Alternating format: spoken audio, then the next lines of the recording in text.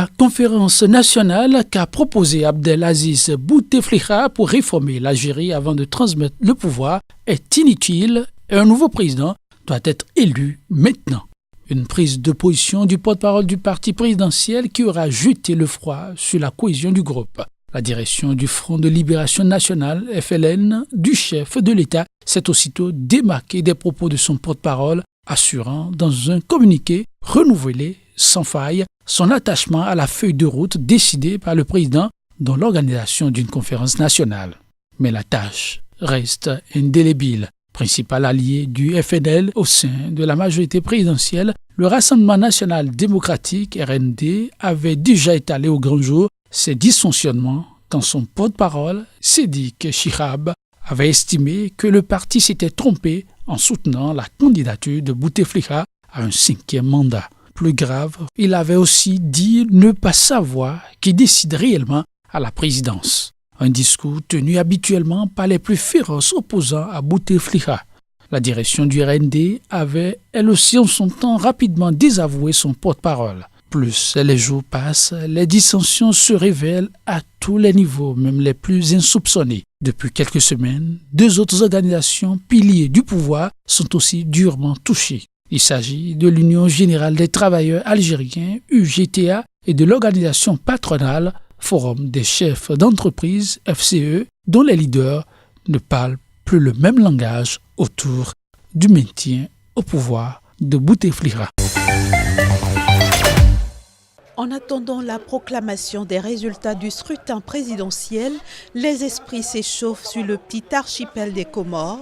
Ce lundi, des manifestants de l'opposition ont été violemment dispersés par les forces de l'ordre à Moroni. Les gendarmes ont dispersé avec des gaz lacrymogènes et des balles en caoutchouc plus d'une centaine de partisans de l'opposition qui manifestaient au lendemain de l'élection présidentielle.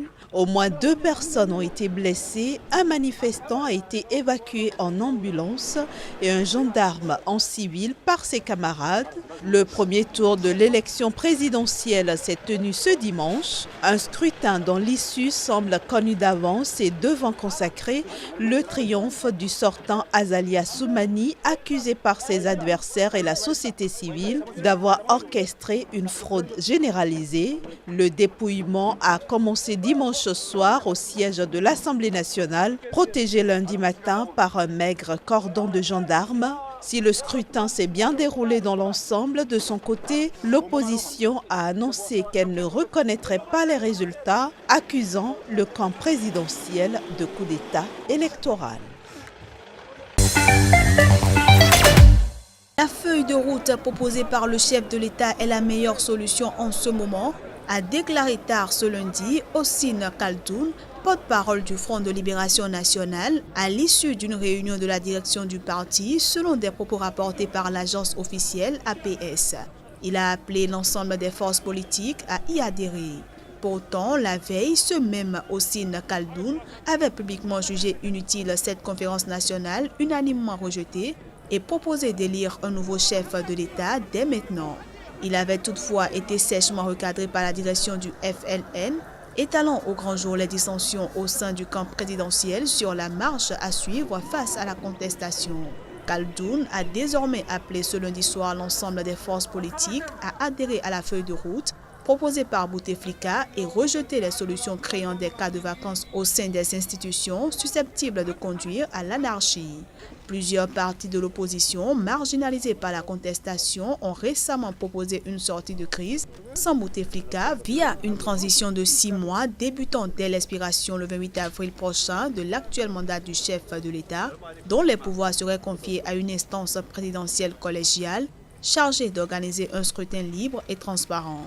Confronté à une contestation inédite en 20 ans de pouvoir, le président Abdelaziz Bouteflika a renoncé à briguer un 5e mandat le 18 avril et reporté s'inédier la présidentielle, promettant de remettre ses pouvoirs à un successeur élu au terme d'une conférence nationale, chargée notamment d'élaborer une nouvelle constitution.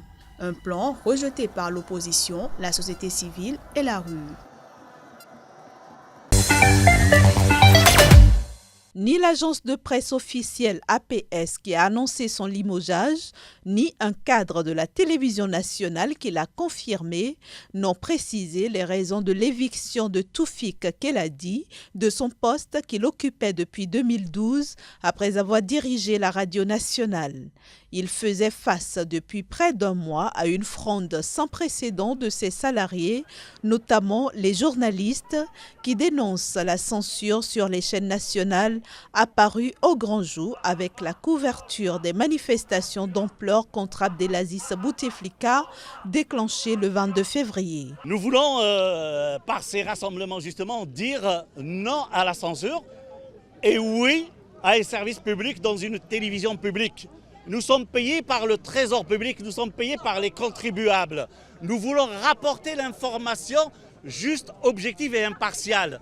Les protestations sont elles aussi largement interdites, les manifestations de mécontentement au sein des établissements publics étant jusqu'ici essentiellement liées à des revendications salariales ou aux conditions de travail. Les journalistes ont subi beaucoup de choses en Algérie. Aujourd'hui, il est vrai que nous devons saluer le peuple algérien qui a donné le courage aux journalistes de la télévision pour sortir dehors à la lumière du jour et crier leurs revendications. Lundi, pour la 3e semaine de suite, plusieurs dizaines de salariés de la télévision nationale ont manifesté devant son siège à Alger et observé 1 minute de silence, la main symboliquement posée sur la bouche pour dénoncer les entraves à leur métier. Une rédactrice en chef de la radio nationale et une présentatrice du journal de la télévision publique ont quitté leurs fonctions depuis le début des manifestations.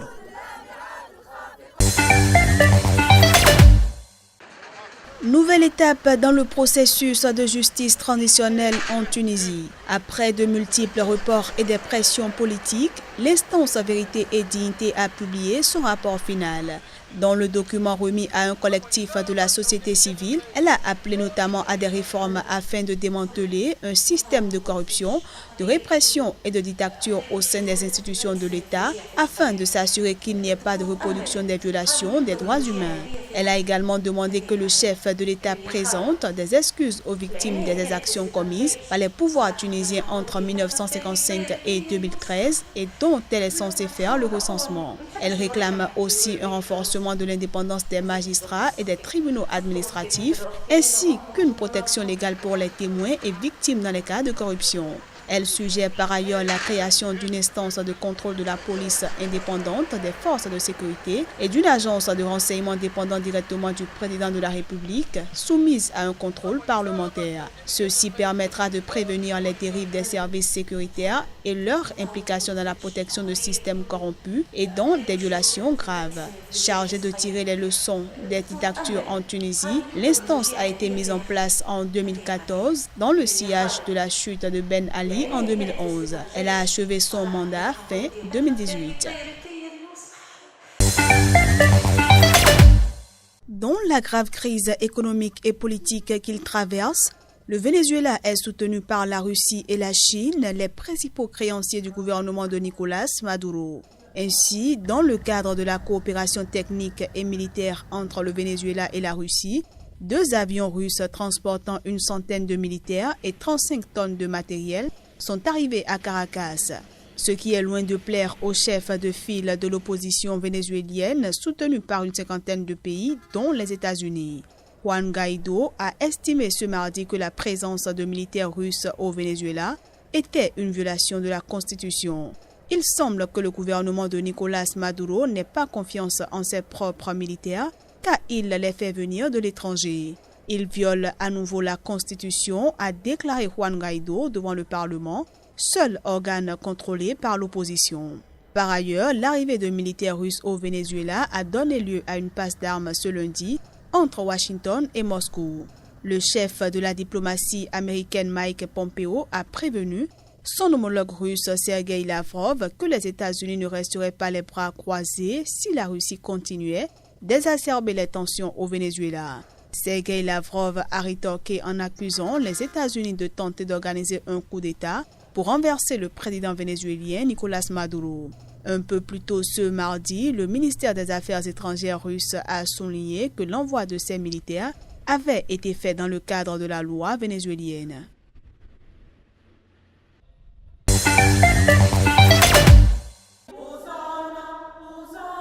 Dans les églises chrétiennes, on ajuste les dernières notes. À quelques jours de la venue du pape François, le royaume chérifien est en pleine effervescence.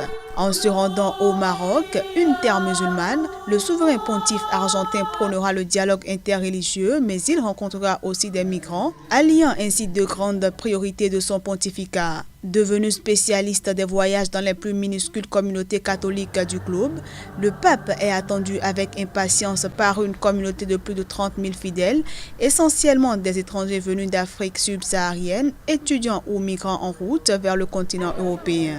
Environ un tiers d'entre eux sont attendus dimanche à une messe dans un complexe sportif, une première depuis la visite de Jean-Paul II en 1985 dans ce pays à 99% musulmans. Le voyage du chef spirituel des quelques 1,3 milliard de catholiques suscite l'espoir des minorités chrétiennes et des musulmans convertis qui demandent à pouvoir bénéficier pleinement de la liberté de culte inscrite dans la constitution marocaine. Le voyage du pape François au Maroc intervient près de 34 ans après celui de Jean-Paul II, à l'été 1985, marqué par une rencontre interreligieuse avec 80 000 jeunes dans un stade. Le pontife va effectuer début septembre un voyage de 6 jours au Mozambique, à Madagascar et à l'île Maurice, un déplacement placé sous le signe de la paix. Dans la capitale prise de panique, les civils rentraient précipitamment chez eux et les taxis ne s'arrêtaient plus pour les plus rares clients. Un peu plus tôt ce mercredi, des gendarmes avaient interpellé à son domicile à Moroni Souaili Mohamed, dit Campagna, arrivé 4e du scrutin de dimanche, remporté par le président sortant Azali Assoumani. Les personnalités de haut rang arrêtées par les gendarmes sont généralement transférées au camp militaire de Kandani, à proximité duquel les tirs se poursuivaient ce mercredi en milieu d'après-midi, selon des témoins. L'arrestation de Souaili Mohamed est intervenue immédiatement après qu'il ait annoncé prendre la tête d'un conseil national de transition. Le peuple comorien, un clan tyrannique, s'est emparé de notre jeune nation et a décidé de nous piller et de nous saigner sans aucun état d'âme. Le Conseil national de transition a pour mission de régler la crise post-électorale, d'assurer une transition pacifique, de préserver la paix, la stabilité ainsi que la cohésion nationale dans notre pays. À la tête du pays de 1999 à 2006, réélu en 2016, le colonel Azali a été élu dimanche dès le premier tour de scrutin avec 60,77% des suffrages, selon les résultats provisoires proclamés par la commission électorale. Les 12 candidats opposés au colonel Azali avaient dénoncé dès ce dimanche de nombreuses irrégularités dans la tenue du scrutin présidentiel qualifié de mascarade. L'opposition a en outre fait savoir qu'elle ne déposerait aucun recours devant la Cour suprême, qu'elle juge inféodée au régime et exige la tenue d'un nouveau scrutin dans les plus brefs délais. Les ONG comoriennes et de nombreux observateurs étrangers ont largement confirmé les irrégularités relevées par les 12 adversaires du chef de l'État sortant.